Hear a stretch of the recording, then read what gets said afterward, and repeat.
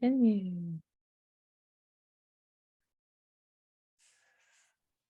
Thank you. Did anybody not get a chance to go? Did you introduce yourself, John? Oh, I missed that. Sorry. All right, Sally, you're very good at keeping tabs. Well, wonderful to see everybody.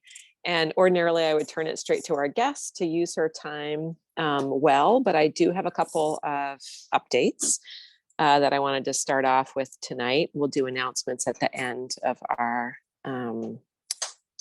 meeting tonight. So the first update is we have two fearless co-chairs who have volunteered to lead the partnership for next year. The Janetta Brewer and Dave Carlson have stepped up. Both are experienced. They have been with the partnership longer than many of us.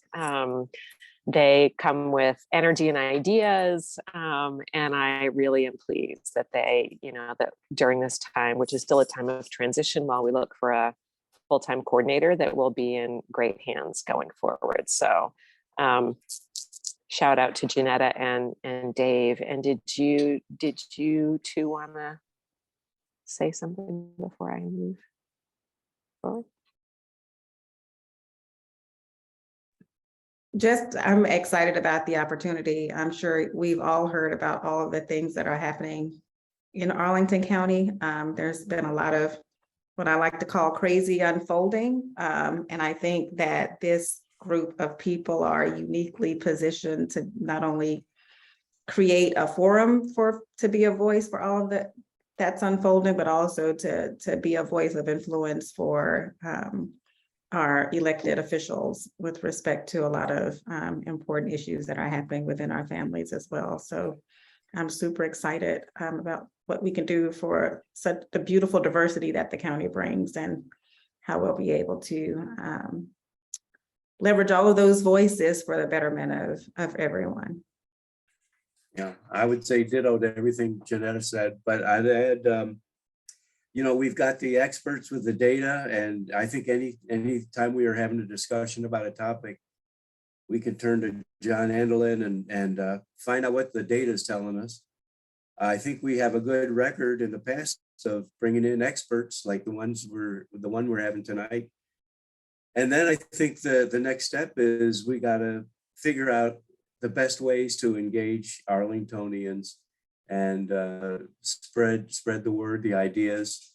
And I think, having conversations is great, but maybe it's just like a weekly newsletter that goes to the biggest list we can come up with.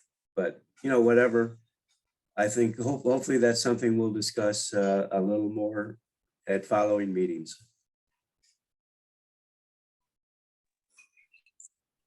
Thank you. So more to come. I'm really excited for both of you to be stepping in, and I'm really pleased again that we'll have this super smooth transition given your experience and energy and new ideas. And now, if you'll indulge me, I looked back at what we've been doing for the meetings while I've been chair. And so I wanted to just, quickly kind of give a recap of some of the highlights. Maybe I have one of the worst memories in the room. So, it was kind of a good refresher for me, but also nice to look back a little bit. And so when I stepped in, I think I chaired my first meeting in September of 2021.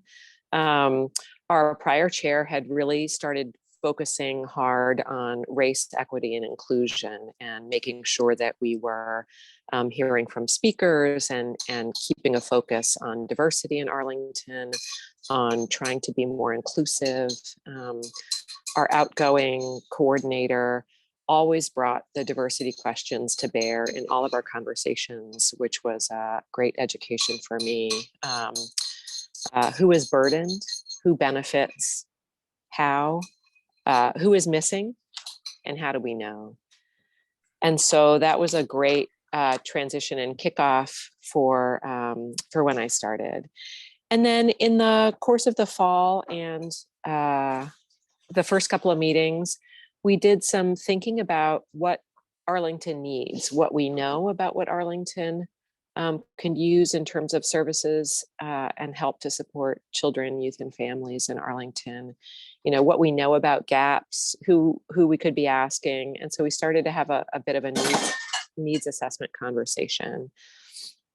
That transitioned us into a discussion of a community navigator role for the county. And so we did a couple of meetings where we really thought about whether through a professional or set of new professionals, people could really help connect Arlingtonians to services that are available, but that people might not be aware of. And so we talked through, and in the planning and development meetings, we developed even a job description for a community navigator role. And we talked through how a navigator might be able to fill some of the existing gaps. We heard from a couple of existing community navigators, Carol Sabatino, who does that type of work in schools. So community navigation is, again, helping connect people to resources and services that they need in a community. And then we heard from Kim Durand, our fearless former staff person here, who is now the community outreach supervisor at DHS Community Assistance Bureau. And so those were really exciting conversations to hear about what's already going on, but also to spark some ideas about how the partnership might be able to really develop and move forward a model. And so I think of that as, you know, almost the beginning of a toolkit that we have in our back pocket, if that's work that's the group is interested in. And then in April, we heard from our youth mental health and wellness subcommittee, who had been convening a number of important conversations with counselors and other professionals in our schools in their regular meetings. And so they reported to the big group about what they'd been hearing from professionals who were out in our schools and what some of the needs were. This was April 2022. We were in still the height of the pandemic. I think, vaccines, April 2022. I mean, were available, but I think people were still getting their feet under them, as we still are. So that was a good opportunity to hear what that subcommittee had been working on. And then moving into the summer, it became a lot about the data. So anticipating what was coming, John formed and is the chair of a data task force of the partnership. That's how we got Stephanie involved with the partnership, and Carolina was a great recruiter of talent, as was Mary Cadera, to really do outreach to people who wanted to be involved with evaluating data that we were seeing in the community. And they started with a look at the SEL data and then moved, when we got it, when it became available, to Your Voice Matters data. And we still are looking forward to seeing the Virginia Youth Survey data when that comes out, and really thinking through how the partnership can engage with what we're learning, what some of the consistent issues are that we've seen in the county, what may be getting worse, and how we can translate what we're learning into continued advocacy and action. And then we had such a lovely in-person gathering in October, and it was lovely to see many folks in person and really energizing. And so that gave me a real boost for thinking about the partnership in the coming year. And I know everybody can't be there in person, and so it's always bittersweet, but it was a great group and a great turnout. And we got to meet, Kristen, our newest member, Pam was there, Stephanie. So a lot of our newer folks were there, maybe for their first meeting. And for many of us, it was our first in-person gathering. So that was lovely. And now here we are. It is November. We don't meet in December, although I did last year. I'm sorry about that. Don't know how that happened, but traditionally we don't meet in December. So we won't have a planning meeting in December, and we won't have a full meeting. And so we will be, regrouping and getting our energy together for the new year. I guess I would finish with, big appreciation for Lynn and Sally, who have, and Grace, who's not here, she's no longer focused on the partnership, but who have really kept us chugging in spite of what nobody anticipated to be such a long time without a full-time coordinator. So really appreciate them kind of moving the threads forward, keeping track of meetings, Arlington's new meetings policy and everything that we need to do to keep on chugging. So thanks to Lynn and Sally. Maybe I'll pause there.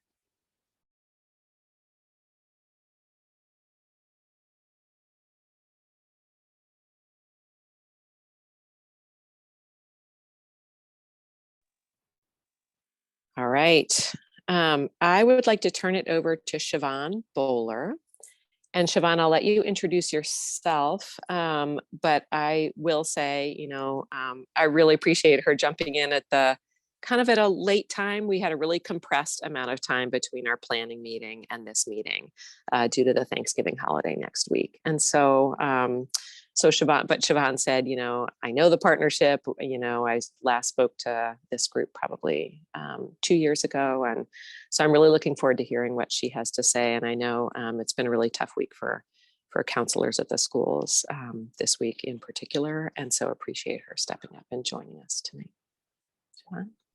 Well, hello, everybody.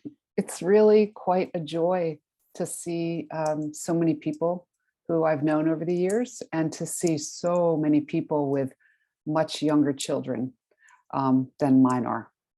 I also want to just say that many, many years ago when I came into Arlington to work in the schools, I was only working 1 day a week.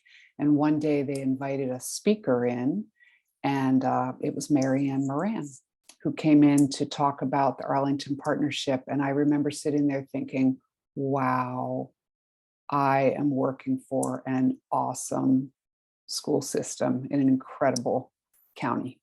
And it's just amazing to me to see that so many of the people here I know harken back to those years when Mary Ann was here, and that, as you said a few minutes ago, it's still chugging along and doing good work. So, okay, so I'm one of the Arlington Public Schools substance abuse counselors, and yeah, I presented to maybe this group or a little slightly different group 2 years ago.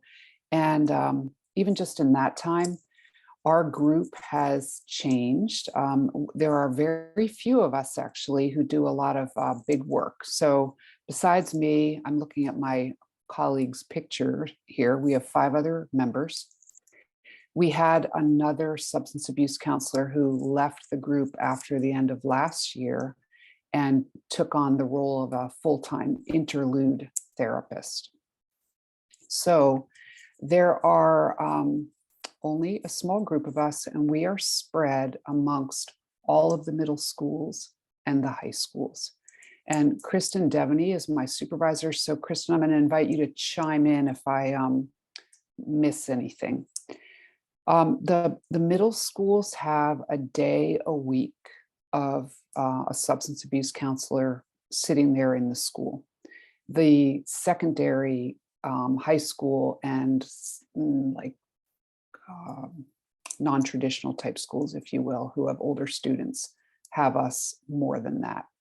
We also have a member of the team who serves 2 middle schools and also gets out to every single elementary school to do a presentation to all of the 5th grade classes, which is a lot of schools and an incredible amount of presentations. And I believe that the hope is that we'll start expanding that to 4th grade. So the major functions of the substance abuse counselor, I'm actually looking at a presentation that we weren't able to get our ducks in a row to get up here on the screen for you all, but I will make sure, excuse me, I'll make sure to send it to you, Megan, after this, or Kristen can, so that you can get it out to everyone, all right? So major functions, we educate, prevent, and intervene early. That's the idea of having us in there. And I'm talking about working with kids. We coordinate services, including internal and external referrals. So internal, for instance, if I'm working with a kiddo who gets referred to me because of an incident that happened regarding a substance, let's say a vape, And in the process of that, I learned that the child's family is really struggling to get enough food on the table every week. Then I'm going to link up with the social worker. And external referrals would be things like, obviously, maybe not obviously, but inquiring to see if there are counseling services available through Arlington County. So just two quick examples.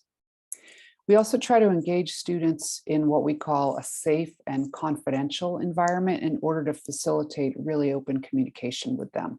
So what this is speaking to is the confidentiality requirements of the substance abuse counselor that allow students to be able to talk openly about concerns that they have regarding substance use issues.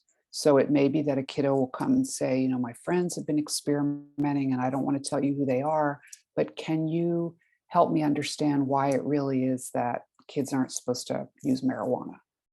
You know, I see my friends using it and I know everybody says it's bad for you, but it doesn't seem like anything bad is happening to them. For a child to be able to come to an adult in the building and have that conversation and know they're not going to get in trouble, and then have us with training to be able to ascertain how risky the situation maybe already is, or whether we need to see if we can talk to family members. We really work to try to help students achieve their full potential, and we do that in the partnership talk by identifying what their risk factors are. But really the emphasis is on building their protective factors. So, you know, this group knows that, and a lot of times we can't just remove risk factors from the picture. So what we try to do is really embolden the students and build up their coping skills by building up their protective factors. So we provide a lot of encouragement for that reason, encouraging kids, encouraging their parents, their other caregivers, and even the other adults in the building who are working with them. I think that, you know, in terms of all of those people, sometimes the substance abuse counselor is doing a lot of education around protective factors and helping people understand that families really are resilient, but we need to keep helping them and helping them. Okay, so I'm going to go back to those three broad areas that we work on. And that the first is prevention services. So under prevention, there are kind of broad things that we do. And one is to create and present substance abuse prevention lessons. And that causes us to collaborate with school nurses, APS staff members in the building who may or may not be teachers.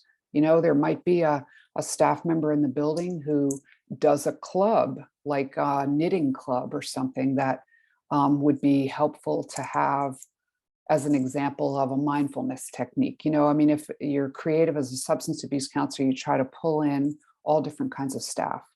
But by and large, we do a lot of going into health classes to collaborate with the health teachers, or into science classrooms to help link the tie-in between brain development and substance use.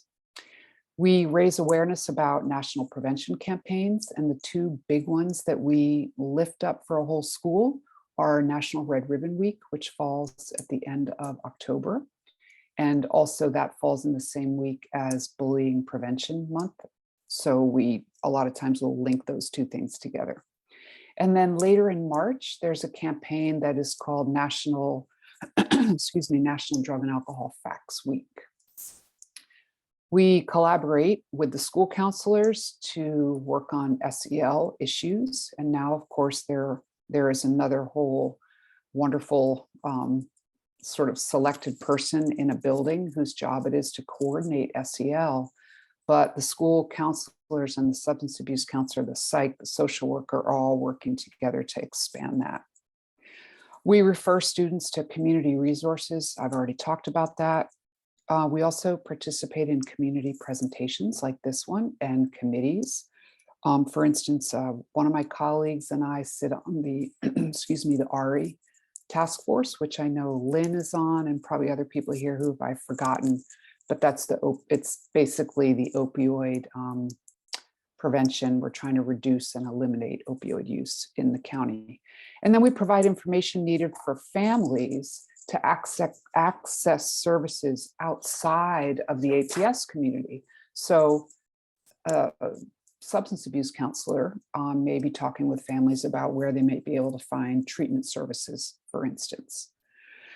There's all different kinds of examples of how we collaborate with teachers. I'm looking at one that I did several years ago with the 7th grade English teachers. Many, many years ago when I worked at Williamsburg Middle School, I approached the English teachers to see if they would like to collaborate on a lesson related to the book, The Outsiders. Really old book. Some of you guys might remember it, and it was made into a movie. But kind of jumping in during that lesson to be able to help kids remember that throughout all of time, kids have engaged in risky behaviors, and they do that because of their brain development at the age where they are.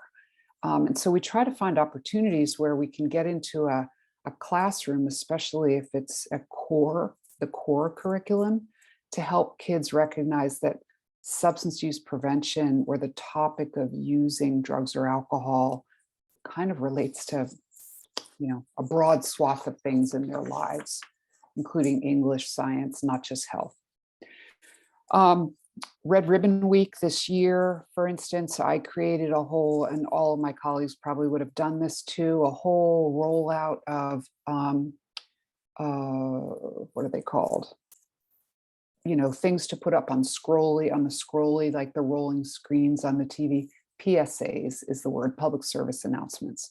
We might put, like I did, announcements up on the announcements that are read over the PA system, along with tabling events, customarily at lunchtime, but sometimes at other times of the day too.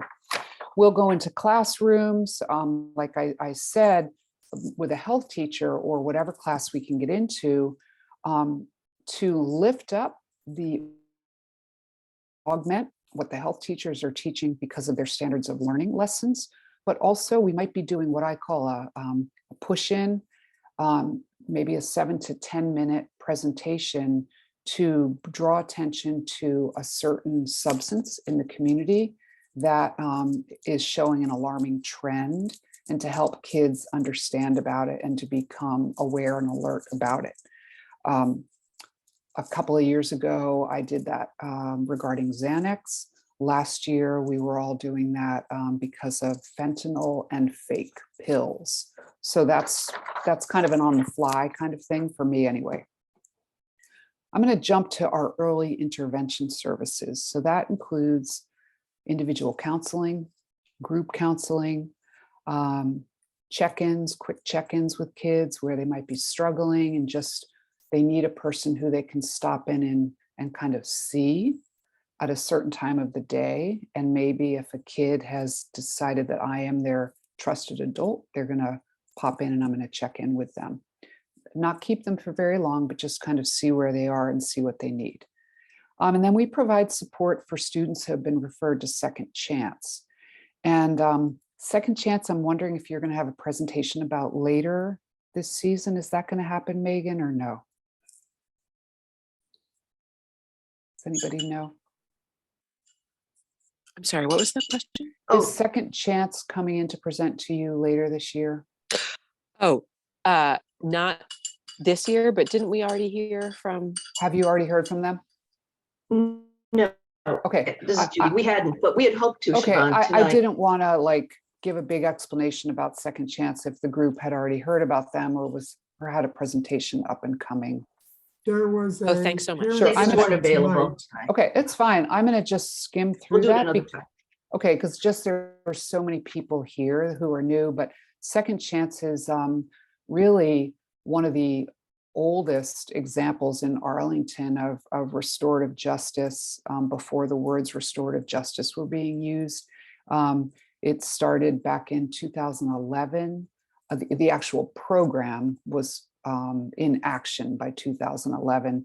John Andelin was here at the beginning. A lot of research was put into it, but it's essentially a 3-day program. High school students, a 2-day program for middle school students. And the idea behind Check to educate, raise awareness about oneself, and then help kids develop like an action plan about what they want to do after having been to Second Chance. So kids typically will go to Second Chance because they've been referred due to an incident involving substance use, a first-time incident for which they were caught by the schools, or a parent can refer them, or if they've had an incident out in the county can refer them. So Second Chance itself is a big, huge topic, and you've got some members on this committee who have been involved with it for a really long time. And I'm a strong proponent of the program. In terms of substance abuse counselors, we support students who are going through that program by meeting with them before they go, meeting with them when they've come out of it, and then, depending on the need or the desire of the parent, offering to help them if they need some support. So leaving early intervention services now and moving to referral to treatment services, which is the last tier. In that regard, we direct families to community services. We help families access treatment services. We participate in reentry meetings upon request, so that if a child, for instance, is coming back from being in treatment, they will get together with a group of really very supportive people in the school to see what's going to be needed to help them reenter. And then we coordinate cases with outside agencies. So a lot of case management goes on, a lot of phone calls, a lot of frustration. We have to really stay up on what services still exist out there and what services, unfortunately, are dropping out of the picture in terms of working with adolescents. And we just learned of another this week that's not going to be serving adolescents anymore. One of the premier, expensive, but premier treatment facilities. And so when we learn that information, we share it and, try to hold each other up. So we also keep our data out there, who we are, where we work, where parents can find us. Seems like an easy thing, but somebody on here, I think maybe you're new, getting ready to be a director person, was talking about, you can all meet, you can all talk, you do great stuff and you have good plans, but how do you get the community to know about you and get involved? And we are a small group. A lot of people are used to thinking about social workers, psychologists, school counselors, but we're small. And so we're always trying to do a lot to just get ourselves out there to be visible in the public eye. And I will stop after that. And first, if you don't mind, I'm going to ask Kristen if you want to add anything, Kristen, before there are questions. Sure. And I mean, thank you, Siobhan, for, explaining your role, which I know is really just, it's a small amount to explain, right? It doesn't explain all of the work that, that all of you do. And again, just to reiterate, we have 6 substance abuse counselors and, for all of our secondary schools and our secondary programs. So just to consider that. And then also that we are starting to also present to 5th grade and 4th grade now. So, I mean, hopefully that will change. That's something that we're hoping that we'll have more in the budget for substance abuse counselors next year. But just wanted to add that. Thank you, Siobhan. Thank you. Megan, I don't know if you want to take questions, or I didn't even ask you that when you invited me. It would be wonderful if you could Okay. stay for some questions. Sure. Thank you. And people can either jump in, or I'll keep an eye out for hands as well if you want to raise your hand. I have, oh, sorry, Stephanie, go ahead. It's fine. You can go. I'll go after you. Yeah. Okay. Nope, you were polite and so- put your hand up, so I'll put my hand up. Well, I just want to tell you, thank you so much for including 5th graders in this, because my son, as a 5th grader, just came home with a letter from your group. And I'm just so grateful that those conversations are starting. And I just want to thank you for all of the work that you. Did we just lose her or is it just me? I lost her too. Bummer. Yeah, we lost her. Come back, but that's nice to hear, right, Kristen and Pam? I bet you're happy to hear that I'm too. happy to hear that. Yes, Yep. absolutely. Yep. Siobhan, you do parent education. I'm not sure I heard you talk about that, but I'm Oh, sure you that do is so parent true. education. Well, I kind of consider that under the community presentations, but you were so right. Just 2 weeks ago, I was at Swanson collaborating. I don't speak really very much Spanish, but I gave a presentation to the English language learner parents with the incredible liaison there, bilingual liaison at Swanson. And yeah, we had a huge turnout. I think there were like 25 parents who came with all of their kids. So you are right. Yeah, sorry, I know I didn't put my hand up, but I just wanted to add to that. That also there was a presentation last night to the L parent community at Kenmore, and one of our substance abuse counselors trained parents on how to use Narcan and how to administer Narcan. Great. So just wanted to say that we're also all staff are not currently required to go through Narcan training, but that is something that we are working on. Yep. And pursuing. That's right. Lynn, and then Janetta. Lynn, you're muted. Janetta, you go ahead. I think you were in line before me. No? Okay. All right. I'll lower my hands first. Thank you for your presentation, Siobhan. It is so good to see you. You too. Yeah, so lots of work and collaboration, with Ari and school and DHS has been happening. It's definitely ramping up in the context of the press pills. And I know that you said that, you've been working on it since last year, but my spidey sense is that it's very, very urgent now, and you can't, look around without seeing the issue really in front of our face. What is, in terms of kind of finger on the pulse, what's your reading in terms of youth in the schools and the issue of press pills and specifically like the rainbow perks, as they call it? So I'm going to speak, I'm going to try to shed some wisdom on this that may be a shock. I want us to all remember that there is how we always caution kids to be careful of what they're hearing in the media, because they're hearing things in a bubble. And the more they go on to the internet and search for things, the more they get that keeps feeding into what they already believe or think. We know from the Surgeon General, and we know from other, who am I trying to think of right now? The Surgeon General and other people who are out in the public eye, that the press pills and the fake pills definitely started spiking last year.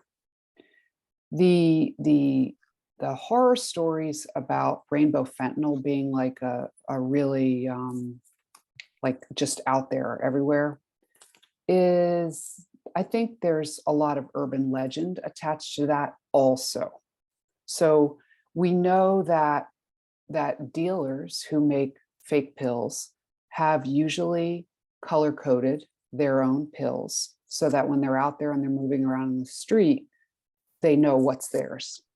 We know from emergency room doctors, who the Surgeon General refers to in conversations or in presentations, that the emergency rooms aren't seeing more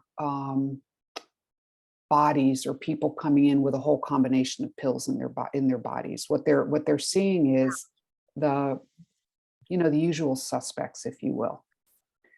So I know that there are combinations of pills that are out there. The kids aren't, and kids are open with me. The kids aren't talking to me about that being a thing that they're seeing all over the place. The other sort of non-answer answer I'm going to give you is that there is always going to be another something. And so what the substance abuse counselors do, and I think Pam and Kristen will hold me up on this, is we do our research, we stay on top of things, and we are out there all the time trying to put into the school communities where we work what is happening out in the community. And the broader issue, though, in this day and age, with how fast things move, is what we have to do is educate kids about their brains and educate kids about their impulsivity and educate parents about knowing where to find information and talking with their kids. And I just was doing presentations yesterday again at Swanson and helping kids review with me again, what are the characteristics that all substances have in mind in terms of what they do to you? And we're constantly harping on, they mess up your judgment, they slow down your ability to figure out how much time has gone by, and they screw up your ability to know distance, to be able to gauge what distance is. So when it comes to talking to kids, what we're trying to get them to recognize is, don't ever put anything into your body if you don't know exactly where it came from. If it's, so Lynn, like if it's medicine, if it's a pill, what we're saying to kids is, why would you put a pill in your mouth if it didn't come in out of a prescription bottle with your name on it that a doctor prescribed to you, that was given to you by your parent or guardian? So is that enough of an answer for you? Okay. Thank you. And that's why, like when Kristen said there's only 6 of us, as the year goes on, we get more and more and more referrals, but this kind of stuff in the news just never stops. And so the need to have to get out there in the public eye of your school never stops. And there's just not enough of us to keep it happening. Okay. Janetta Thank you. and Rick. Yeah, would you like to go? Yeah, so I have a question, and I know you're likely capturing whole lots of data on people who are kind of coming through the door, but how do you guys define success, and what metrics are you using to kind of capture what that is? I love that. I'm going to let Kristen speak to you about the data, but I will tell you that when it comes to success, I look to, even if it's testimonials, I will go back to my school counselor if I have the permission to speak with them regarding a kid, to find out, since I was here last week, have they been in trouble any less? Have they been attending classes? Have they been on task? And another mark of success is when you have a child who's been referred due to a disciplinary situation, who then requests to keep coming back. Like I have kids who have continued to meet with me and meet with me and meet with me, and to see that when they're ready to leave middle school and go to high school, they're like really psyched. And that happens. Those are the signs of success that I look for. And I don't know if the community knows about it, but kids can change and do better really quite well. I'll let Kristen go from there. Sure. I mean, just to really, I guess, expand upon that, but I was going to say the same, right? Those students who you work with, who are referred to you, working with them and then looking at their attendance, their discipline, their grades, looking at how they're connecting or reconnecting to school. That's all obviously a result of the relationship that substance abuse counselors are developing with the students, the trust that's involved, because, and I'm not sure if you mentioned this, Siobhan, but once a student's referred, you will see that student continually as needed, right? And then, well, I'll I mean, we technically can't force a student to come to us, right? When they've been referred to Second Chance, we will see them several times, and depending on the school where you work, you kind of, we have to follow the administrator, the principal's desires, if you will. Like if kids need to be in class, we can't just keep pulling them out of class if we need to keep talking to them. I think that we've talked about this before, as caseloads in the big high schools get bigger and bigger and bigger and bigger as the year goes on, it gets very difficult to keep meeting with every kid on an ongoing basis, except every, several weeks. Right. And just to add to that, right. So I guess that would of course differ on many levels. But when students transition, let's say from middle school to high school, there's definitely a lot of collaboration with the substance abuse counselors from, working with 8th graders moving on to high school and communicating and about who will need maybe some more additional support when they transition on to high school. But I think that those are some measures of success, and then of course it's not my area of specialty to talk about addiction. But when there's students who have more serious needs, it's connecting them with the resources and the referrals that they need outside of school to get the treatment that they need. And then again, students transitioning to school, that's all a part of what we do is help support them when they return to school. That's right. And I know many of you already know that while we are supposed to be connecting them with resources, as I mentioned a few minutes ago, there are simply not enough resources out there. And this is like I'm on the RE treatment subcommittee, and there are fewer and fewer and fewer. There are literally no treatment services in Arlington for teenagers at all, period. It's just atrocious. So we do a lot of working with kids who really need treatment, and we can't do treatment. We're not even allowed to do treatment in a school setting. And so we're trying to help them just by giving them early intervention services. So I'll leave it at that. And there's, I think, probably more people have their hands up. I'm sorry, Thank just you. before we, I I'm think- sorry, because I just Oh, want to pull go the ahead. thread on what you said. When you say there are no treatment services for teens in the county, what does that mean? Do you mean like there are no county run or county funded, or you mean across? Yeah, it means, so when we talk about treatment, we're talking about, intensive outpatient treatment, where some of you may or may not know about that, where maybe a kid will go to school every day and then leave school and go to a place where they get 3 hours of heavy duty intensive treatment, or residential treatment where they are going and they are staying overnight somewhere. So and I'll let Lynn come talk about this a little bit, but at DHS, we have extremely good therapists there. DHS, like the rest of the nation right now, is struggling to find employees, people who have the credentials to come in and take these positions. And so when families don't have insurance and would be able to go to DHS, they may not even have the people hired up. And that kind of changes over time. But in terms of financing residential treatment or intensive outpatient, families will always have to go outside of Arlington. They might find it in McLean or Fairfax, or have to go to another state entirely. Thank you for that clarification, Siobhan, if I may jump in. You're right. You're absolutely right that it depends on the level of needs, right? So when a youth is presented with substance use issues, they are assessed on, through the ASAM, which is the American Society for Addiction Medicine.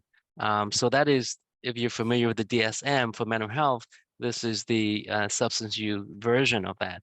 So once you use that as a tool to make the assessment, it indicates what level of service is needed according to the presented, challenges or behaviors. And, DHS is open, and we do provide very good substance use treatment. We are integrated, so it's substance use and mental health. It's not separated, but we do provide that at an outpatient level only. Right. So we cannot reach beyond that and provide services to students, and we're seeing students needing beyond that, right? Mhm. So students needing intensive outpatient, students needing residential care for detox, and we simply cannot do that, right? That would be malpractice for us to do that. So, so thank you for clarification that we, it's not an issue if we don't have treatment, it's the level of right. treatment that a certain level, the high levels are not here. And The we used to therapist, have yeah, Phoenix House, we no longer have Phoenix House. So it's, right. that's a big problem. It is. I was going to say, just adding that over the years, those of us who have been around for a long time always felt frustrated that families with insurance couldn't access the therapists at DHS who work with our kids because they are superb therapists. Really hard to find therapists who specialize in working with teens and in substance use. And DHS has them when they have them. Right, Lynn? Okay. If I'd like to, Rick and then Jen. I wanted to first thank you so much for coming. So I haven't heard a presentation from a school counselor, substance abuse counselor in a while. So it's terrific to hear what's going on. And I do feel calmed by some of the things you're saying, because of course in the juvenile court, we really see, that slice of the community that's really very high. We do have kids testing for positive for fentanyl all the time. Parents getting trained in Narcan. I'm surprised that there's so few substance abuse counselors in the schools. We're hearing that that's a big place for kids to be using. And I'm wondering, since we're the partnership and we can advocate for things, and if there were like an ideal situation or some sort of thing to be striving for with regard to substance abuse counselors in the schools, what could we be advocating for? Mm-hmm. Well, I think that I would be speaking just from my own ideas and Kristen's ideas, and the group the small team would want to talk about it. But I also think, and Kristen, chime in if you think I'm incorrect, to some extent, it depends on the school. I was in a team meeting today with one of my middle schools, and there are so many kids who are struggling with social skills since the pandemic. And they are so emotionally dysregulated right now that, it's like they're getting referred for substance use issues, but they don't even have the capacity to have a conversation with a teacher about what they did wrong, or with a counselor about why they have to go sit for a while without just exploding. So my answer to that now might be different than by the end of the year. And that's why I think it's just really worth looking at the data and talking group. But also, please always remember to talk to the teenagers themselves, like go to the teen network board. They might not necessarily be able to speak. They may not be able to represent what they see out in the community, because a lot of the teen network kids may not be the kids who are going to the events or places where kids are using, right? But they're seeing what's happening on social media, and they're in schools, and they know about the use from there. We need more help really badly. We do. And I guess to expand on that, I mean, we're asking for more positions. Of course, ideally, we would want to have a full substance abuse counselor in each of a full time in each of the high schools, the larger high schools and programs, and simply because of the volume of students. But yes, there are some schools that might have a higher need, and that could change. That could change from year to year, every couple of years. But yeah, definitely more positions advocating for that. John. Well, I want to thank Siobhan, not just for tonight's presentation, but for a decade of support for Second Chance. We even snagged her one summer when we couldn't find somebody else to do the program. Forgot about that. So she knows it intimately well, and the reviews from the kids said she knows it intimately well, and she's easy to work with. So I can comment on 30 things in here, but I want to ask one. One of your comments was you want the community to know about the SACs, the student substance abuse counselors, and you want the parents to understand about brain development and youth and the use of drugs. How do we reach the community or the parents And the partnership does some of these community conversations. We can try those. They bring in maybe the press and maybe 30 parents. I know. And there's 20,000 parents. That's right. So social media, any ideas or? I have had an idea about this, John, for a long time. Well, that's why I'm asking. All right. And I'm going to throw myself under the bus because I've always said that I am an example of the worst parent. When it came to after the end of the day, I didn't want to go back out again. I was so happy when I found out this was going to be happening, remotely. I didn't want to go sit. I'm a very twitchy person. I didn't want to sit at a table or a desk again and listen to a speaker. So if I think about me and how much I care about kids and want to be the best parent I could be, what I think would work is if parents every week got another quick something. And, the topic could be, it doesn't have to seem daunting at first. It could be charming or humorous or catchy. Think about how, every day there's the new Google thing that you click on and what's happening on Google today. There could be some funny little thing like that where you click it and there's a, hey, did you happen to know that? And there's a gazillion incredible YouTube videos out there that are put out by scientists and all kinds of stuff. And I don't know, I think you could have something different every single day. And ultimately, every person is going to see at least one thing that goes in there, and connects something. And plus, it would be a creative way to do it. Thank you. We'll give that a conversation. When you're not at the meeting, we'll have that conversation. About that bad parent who never wanted to go to meetings. Jump in there, Siobhan, and thank you so much for the presentation. I mean, as usual, it was exceptional. And I think over communication, I think there was a Harvard study that said over communication builds trust. So I think what John is saying is a really good idea. The other thing that strikes me, maybe for research and development through the partnership or planning and development, is, it sounds like there are gaps in the services. Either there's not a service that's available, but some kind of a gap analysis.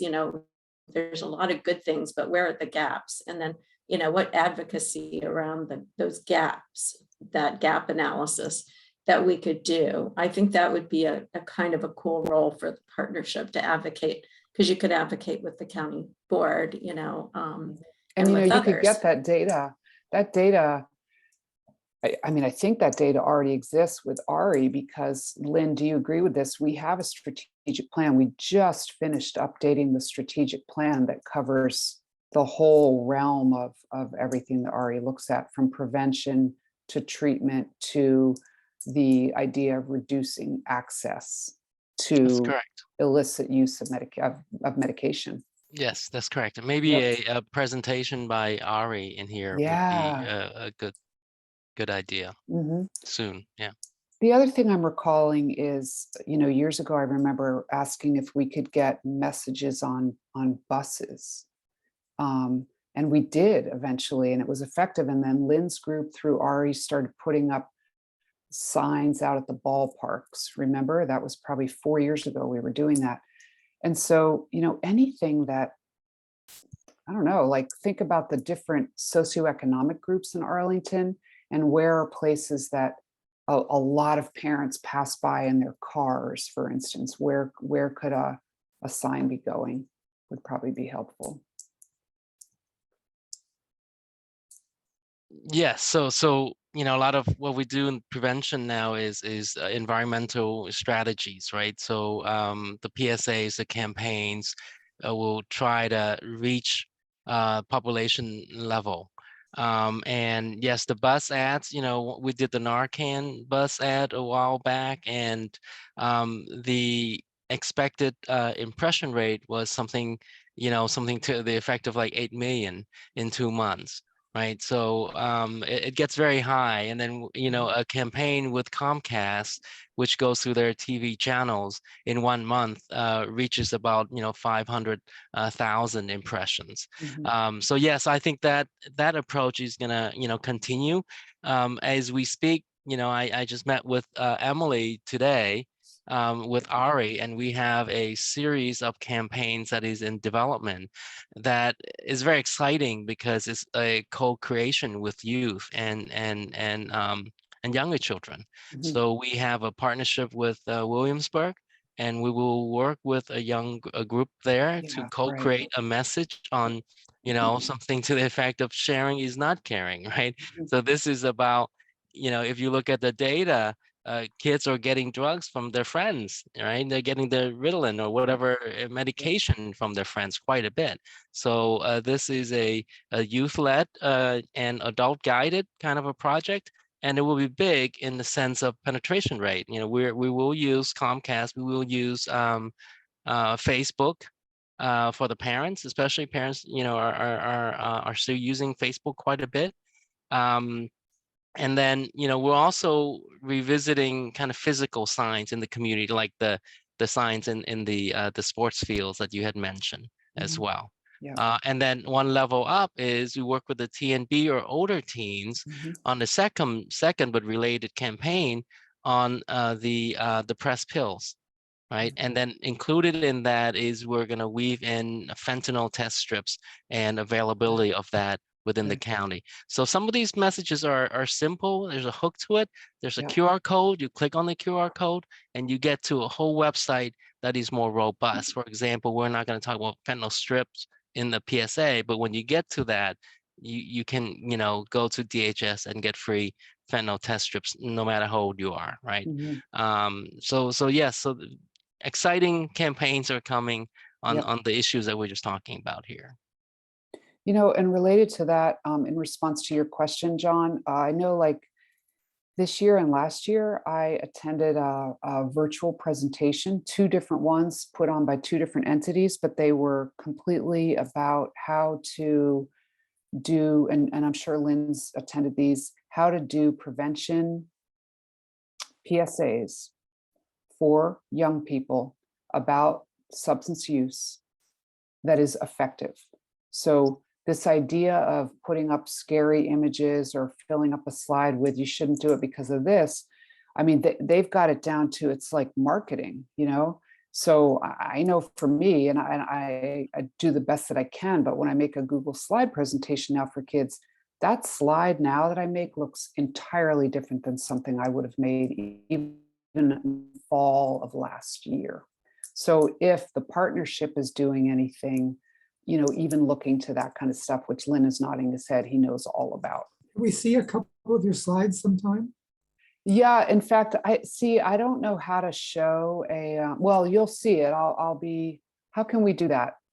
I don't know. I don't even know how to share through Zoom. I only know how to share through Microsoft Teams. I could forward the presentation to Megan. I could forward it to you and you could forward it to the group. Would that be all right? The one that I sent you this evening? Yeah. Oh, that'd be great. I mean, because that at least has a couple of things on there. Well, as one. Kristen, right. this is Sally. You could send it to me and I can top it up. And Folks are just trying to turn something around fast also right now. I like you guys can't all see our Google Docs. When you outside of APS, you can't see. So I sent a PDF of a Google Doc to Kristen earlier tonight and put it in an email. So that's what she'll end up putting up there probably. In the meantime, I can try to find another one.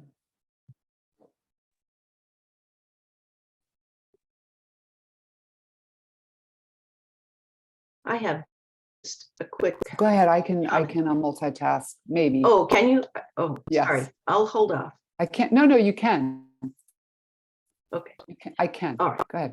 Well, we just, forever had this dilemma with the partnership has, and in terms of working on substance abuse things with kids and families, because you don't want to frighten people. I mean, you have the same dilemma, but getting the attention of parents in particular, because they're not in the schools every day. Kids probably get it, understand a little bit better. It's really hard to, as you know, to get people to identify with this being a problem that could impact them. Right. So there have been some, it's been frustrating for you, frustrating for us, because it's really hard to figure out how to do that. All the promotional things are great, but I don't know, there's just this, the mentality, well, my kids are not involved with that. And then there's the privacy issues. So you can't, people don't even realize who's involved or how much, the kids in the neighborhood are involved. So it's just, it's been, it's a difficult chore for you, that's for sure, difficult job. And it's always been a difficult thing for us to try to figure out, how can we help with this, get attention and I know. help out. I don't know all of the ways to get parents to come, but I do know that if there are places where the partnership already is, I would try to think about it the way I try to think about being at like back to school night. And that is that you want to have, it has to be so approachable. Like, I never stand behind a table, ever stand behind a table. And I never have anything on a table that looks like scary information at all. There's got to be some just really inviting visual, even if it's beautiful flowers and beautiful people, kids especially, standing there, and candy, and then something fun or silly that's there. At HB Woodlawn, when we have back to school night, we started a few years ago. We would take a big, huge bowl and fill it with candy. And just as somebody would reach, we'd say, you got to take something from the table before you take a piece of candy. And they would laugh, and then they'd be like, well, I don't know what to take. There's so much, take one of everything, But that was before the pandemic. Now we give candy, but on the back of every piece of candy is a taped little made up business card of the psych, the social worker, and the substance abuse counselor's names and contact information. So, I honestly think that we have to go to kids more than we go to adults for help on how to do these things every year. Because the stuff that I do at HB that I feel like has been successful, Kristen, you've been there for a couple of things. A lot of that has been informed by what the kids tell me turned them off from before. And I think parents could also tell you that same kind of information. If you're a parent who doesn't like going to the school at night, something like that. The EL presentation, the L presentations, I have found over the years have been really successful. And I think that's when parents come into the school, when you think about it, that individual in that school calls people individually to invite them. Or, I asked the Swanson lady a few weeks ago, could you ask XYZ parent, one of your people, to call the parent of this other person and invite them to come to the meeting with them? But it is an ongoing frustration. And you're right, they become timid and frightened very easily. And that's the way I felt as a parent too. But the personal connection does make a difference, that's for sure. Neighborhoods and community centers. Yeah. And if a person is giving the information and they have like intensity about them, you know, like this about them, that's just really not the person I want to be receiving this information from. Right. You know, I used to love teaching the parent classes at Second Chance. It was such a blast. And probably parents would leave thinking, I didn't think that we were going to be laughing so much over the course of 3 hours, but like there has to be a lot of humor, you know, or it's just too upsetting. So. The other thing I was just going to say, I think it's hard for parents to stay up to date on what's out there, what are the Right. dangers, what do I need to be watching for? Exactly, thinking just about- like us. And that's Right. why I go back to this idea that, you know, we can always educate kids that you should never, ever, ever, ever put something into your body if you don't know exactly what's in it. And now what we're saying to kids all the time is literally everything could have fentanyl in it or some other synthetic drug that doesn't even exist this week, but next week it's going to. So we are constantly educating kids about that. I know emphatically that all of us are doing that. And we have to be teaching kids about, as I said, what all substances do is mess up your ability to have good judgment, mess up your capacity to know how much time has gone by, and mess up your ability to gauge distance. And so if you're going into a situation and you're thinking of taking a substance or putting something in your mouth and you don't know where it came from, what's going to happen? So there's that piece that we can do. And what parents can do, well, you know, the one thing is to remember to stop screaming at your kids. You know, when they get into trouble and they do something wrong, we all want to scream at our kids for doing something stupid and dangerous. But we know we need to take deep breaths. And of course, that's what we used to teach in the, and I know they still do, I hope, in the Second Chance Parent Education Program. Like, it's a significant thing. Because now, and I'm going off on a tangent, so shut me up if I need to be shut up. The level of trauma that kids have gone through, all families have gone through to some extent, is so big. And then when parents overreact, they are also emotionally dysregulated. I read a quote again today that I wrote down at a training that I went to recently, which said, all trauma involves grieving, but not all grieving involves trauma.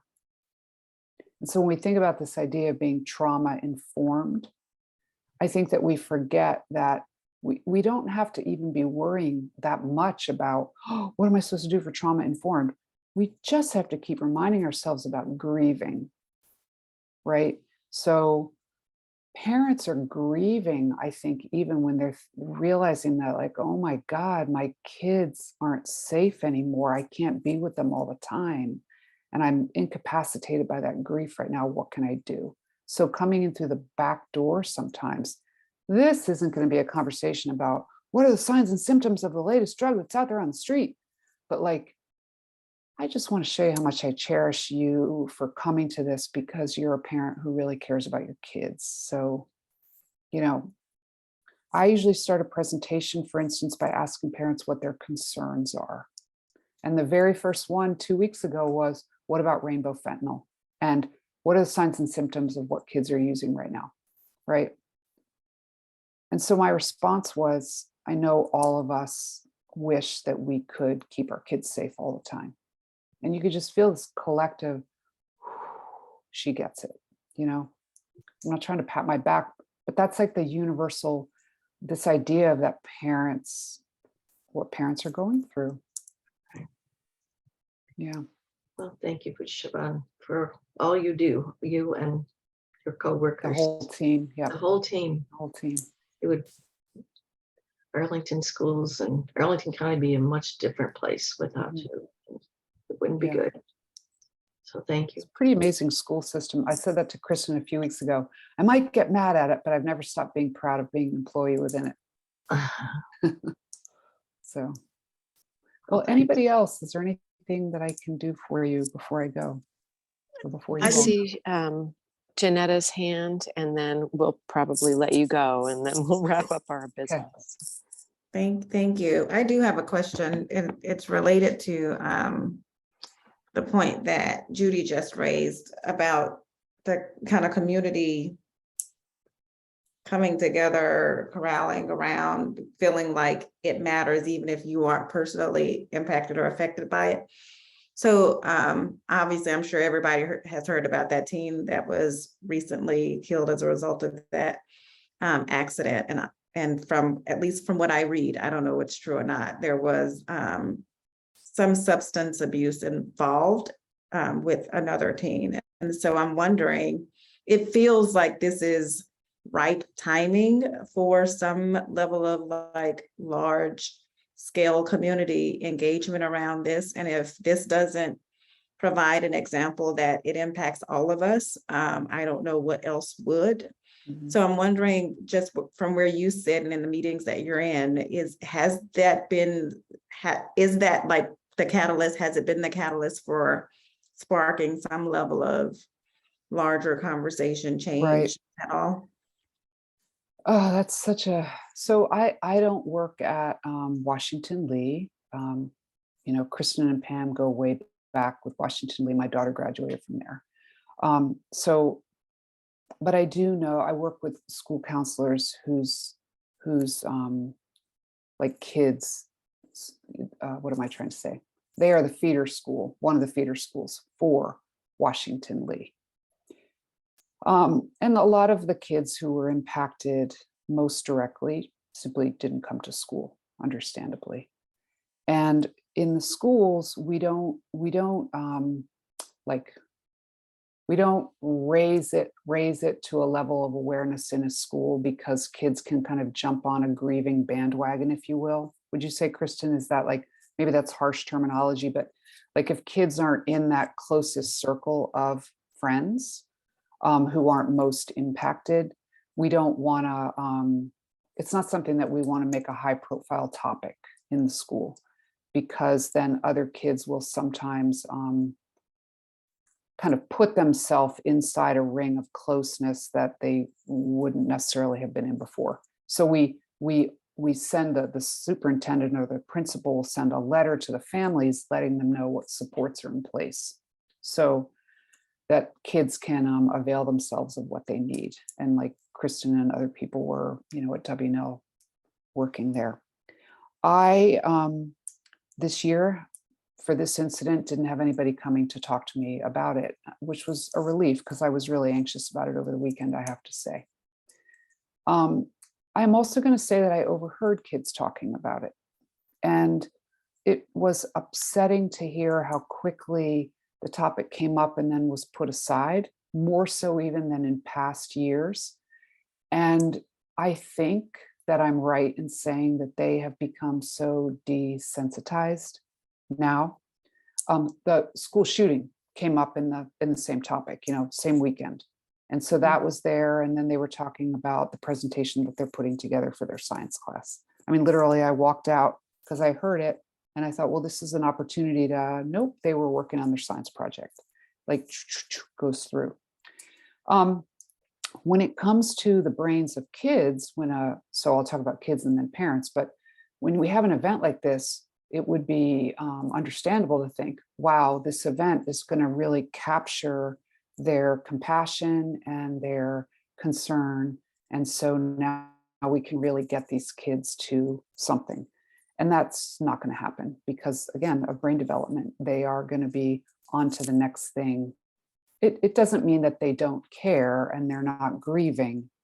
And also, however, when they're in the next party situation, a couple of months from now, they might not be thinking to say, they might say, have you had a drink? I don't want to drive if you've been drinking.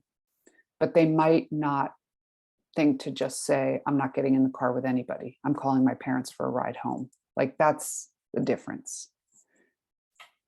When it comes to parents, I think it's a fantastic opportunity this year to have a something for parents. And then I will caution that in so doing, it doesn't become an opportunity to throw the substance abuse counselors under the bus. which has happened in the past. An event happens, so an event is arranged to help parents, and then the next thing you know, they're just pointing fingers at what we're not doing. And so I don't know who you want to talk to about that. But that's happened to us before. Yeah.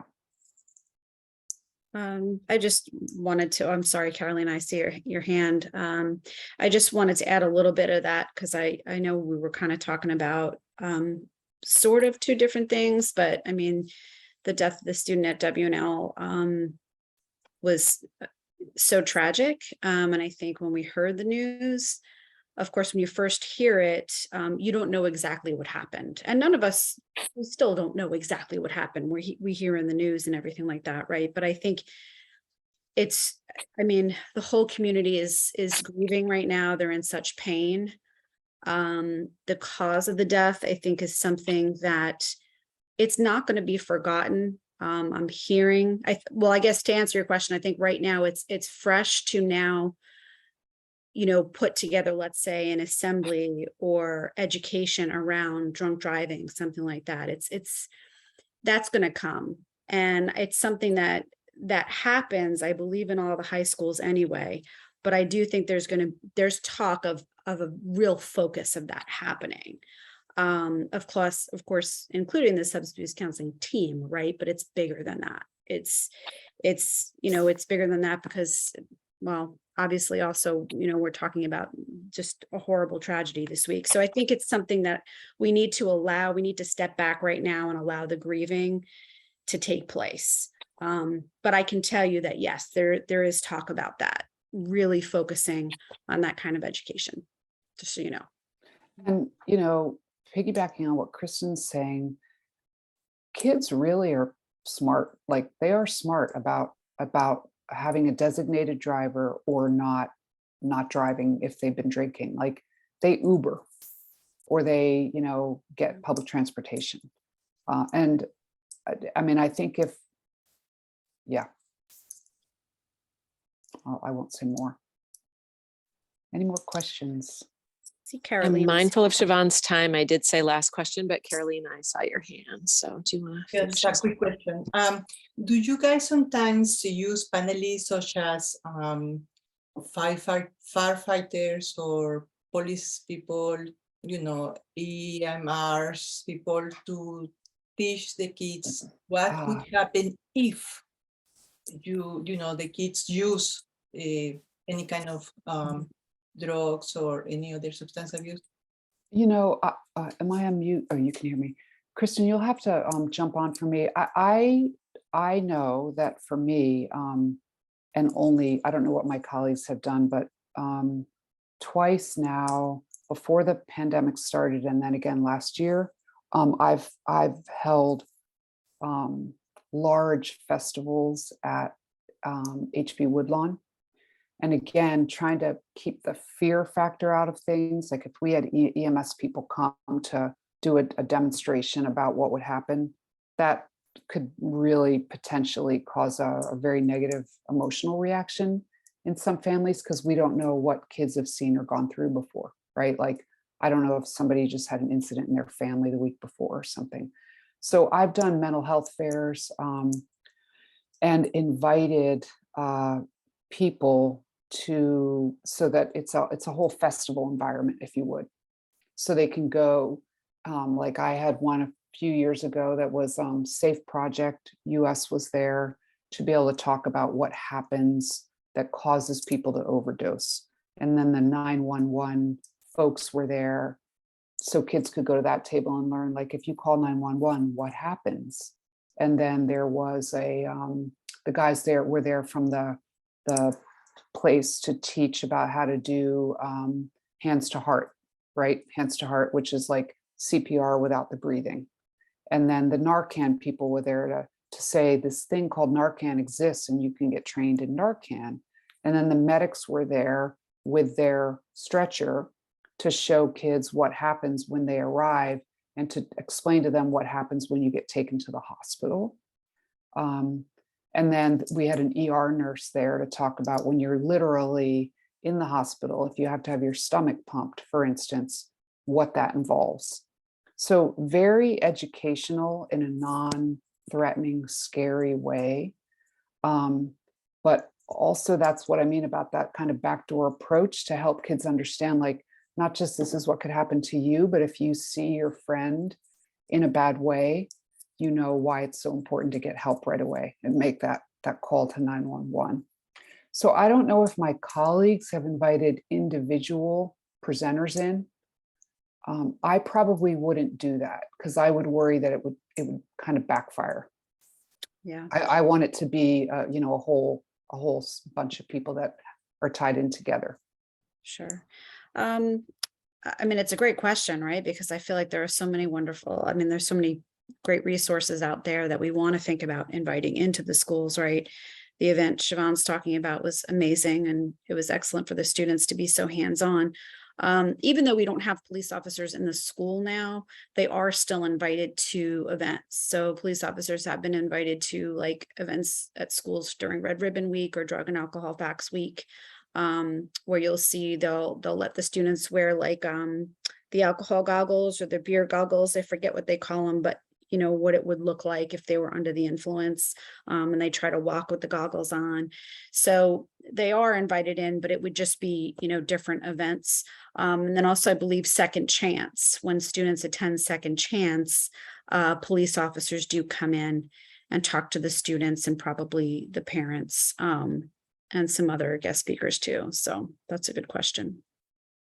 Yeah, and good ideas too, to remember moving forward. All good?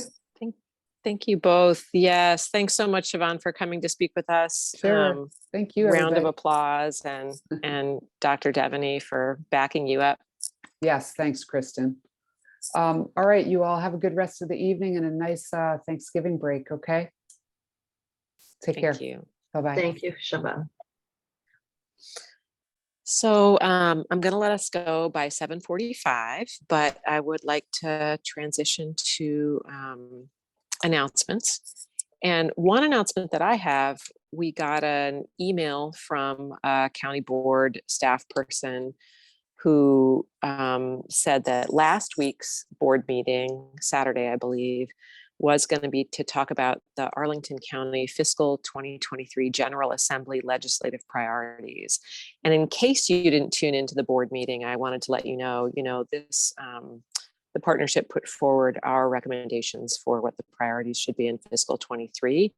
And I looked back to compare our recommendations with what came through. And I'd say the most, so our recommendations were in providing additional supports for youth mental health. The one that came the closest in line with our recommendation was really a tweak to a fiscal 22 recommendation, which was on providing additional support for, let me see and get this a little bit better, to expand professional staff and services in our schools for youth mental health. And so glad to see that. It was a little bit broader language this year than last year in terms of what expansion needs to be there. Last year's was tied to the state ratio, and it mentioned counselors only, and this time it was expanded to professional staff. So the tools are there for Arlington to advocate at Richmond, and now we just need the advocacy. But that was good to get that update. Other announcements? Dr. I Devaney want- Sorry. shared the slides with me. I didn't want to interrupt, but I will send them to everyone after. Thank you. Oh, okay. Oh, you said you did get them. Okay, good. Sorry. Yeah, yes, I did get it. And I just didn't want to throw it up on the screen and while people were talking. So thank you very much. So I have an announcement. I know normally I talk about all of our programs, but I know a lot of you know Kevin Clements, and he is retiring in January. And so I know that I might not catch you all before our next meeting because we won't meet in December, but through Sally, if that's okay with you, I'll send if we're I'm not quite sure if you have any pictures. I know that you guys had lots of picnics back in the day, and I know he was a very active part of the partnership. So, you know, any information or slides or pictures that you guys can send me, but I'll also do a push out through Sally to try to collect that, because I know that the partnership was a big part of his career as well. And I think that's it. Great. Good idea. I can go ahead and give a brief update about school health. So we started immunizing in the schools again now that COVID is not as ramped up, which is really beneficial to bring the resources to the students. We're starting in the high schools. We did about 15 at Wakefield the other day because meningococcal is a new requirement. And the second dose was coming up that was due. So students were going to be excluded if they didn't have that coming back from Thanksgiving break. So rather than going through that process and just trying to connect them with outside resources, we brought the resources to them, which has been received really well. And we're going to pilot that in multiple schools. Next will be middle schools and maybe eventually elementary, but there's, you know, bigger conversations and things in place for that. Also, you were mentioning ratios and for school supports. APS did put forward a letter to the county manager in support of additional PHN positions, public health nurses. Currently, neighboring jurisdictions, Alexandria and Fairfax, follow that model of 1 to 1,000 ratio per student. So this initiative would bring us in compliance with that. Because we do navigate community resources, we want to get back. We used to do presentations at Drew Elementary and with parents and everything. So this would allow us to have more resources and people to do that. So I just figured I would share that and hope that goes through. Thank you.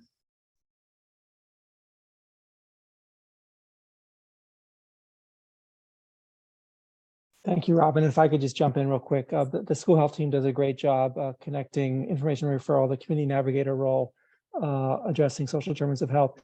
Now, it's hard to compete with the pressing need for mental health and substance abuse counselors. That's a very pressing short-term need. Long-term, we want to follow Fairfax's lead and make sure we have public health bench strength to respond to emergencies. They put a nurse in every school to address that specific need. But again, hard to compete with mental health, and the presenters today were really compelling.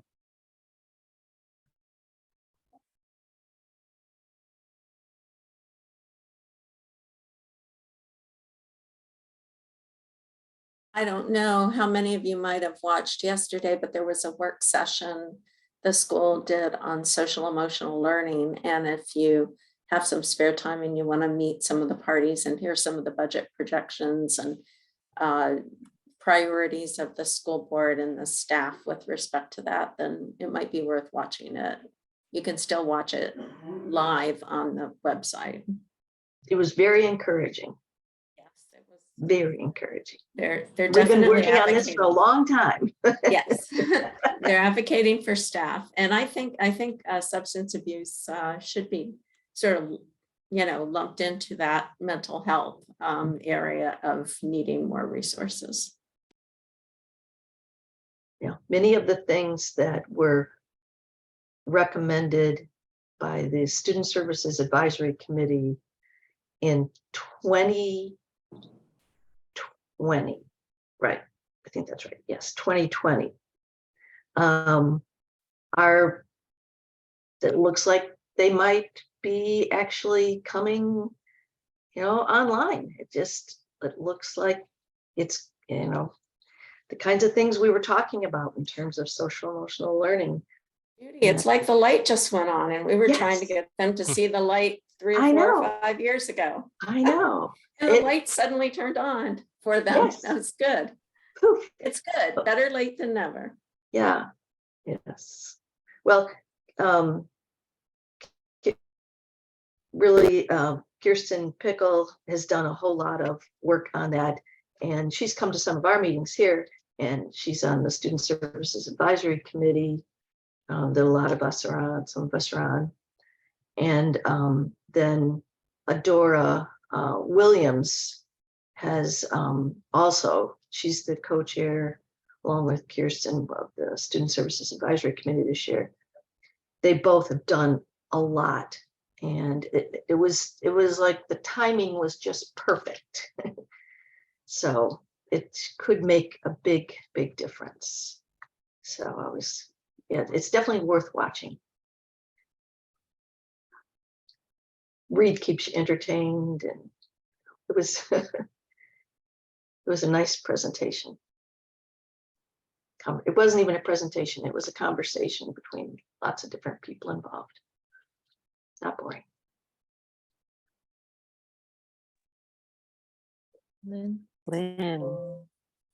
Thank you, Megan. I don't have an update to share, but if I may share with the group, just like this has been a very anxiety-provoking meeting for me, because I'm very conflicted in the timing of this meeting, that we've bumped up because of the holiday, and then we're not going to have a meeting next month, which means, Megan, this is the last meeting with you in the official role as chair. And so I've been very anxious in terms of, that we're not able to do a proper goodbye and acknowledgement. But I wonder if, in the few minutes that we have, if we can share some thoughts and some appreciations that we have for Megan in this past year, and so that she has led us through some very, very difficult times for the partnership, very difficult conversation. And, on behalf of DHS, I truly, truly appreciate you, Megan, in terms of what you've brought. Your calm demeanor. I think you're an extremely fair person. Being able to see, the different perspectives and representing it. I don't know if it's because of your training or because of your personhood, whatever it is. I think that you've added so much value to this group in the times that we needed, the most. And from the bottom of my heart, I truly, truly will miss you in that capacity. I know that you're staying on, but I definitely will miss you in the capacity that you've shown us. Thank you. And I'd like to see if anyone would have anything to say. See lots of clapping. Well, I was glad to hear you just say that Megan is still going to stay on. I think that's kind of what we're supposed to do. The most fun part for Megan will be the next year, maybe, when you don't have to plan stuff and all that, but take it all in and help where you want to and when you can and so on. So I hope you get to all the meetings, because at one of those meetings, we'll have something nice for you. It could be cookies or something else, Martinis, margaritas. No Yeah, substitute. that's one of the things that probably wouldn't be. I want to thank you, Megan, for, I'd like to share my ideas with people, and I know I can tell people's eyes glaze over when I get to go a little too far, and that never happened to me with Megan. She's such a good listener. She's a calm talker. It's been really a pleasure to work with you. And I share, I guess it was David was saying, how great it is. Stay with us. That's great. Because that makes a big difference. It'll be great to have an August member. Appreciate it very much. Yeah. Megan, sorry, go ahead. Sally. No, that's okay. 11 chairs, and you had to do a little bit of extra time, as you mentioned, because someone had to leave due to health, and you were always gracious about it, and just you've been awesome. So I second what everyone else is saying. Thank you so much, Megan. Yeah, piggybacking on Sally, exactly that. I don't think you quite intended on leading us along. And when you did, and you kind of stuck with it, and when maybe others would not. So I greatly appreciate you stepping up and and leading the charge. We'll be in good hands, but we'll still miss you leading all of the meetings.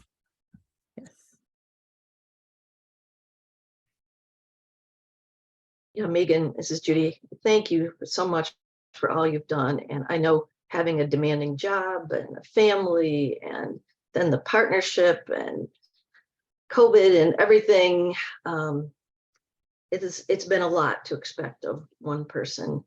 So thank you for sharing all your time, and your caring way with all of us and keeping us on track.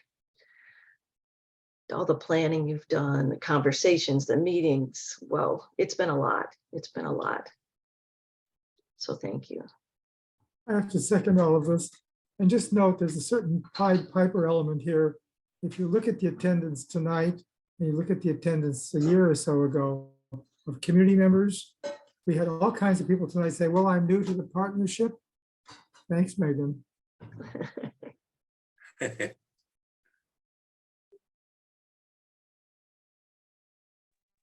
Well, thank you. You can't hear in the background. I have a lovely piano accompaniment going to your thoughts and comments. So I've really been enjoying the soundtrack here, and I don't know if you can hear.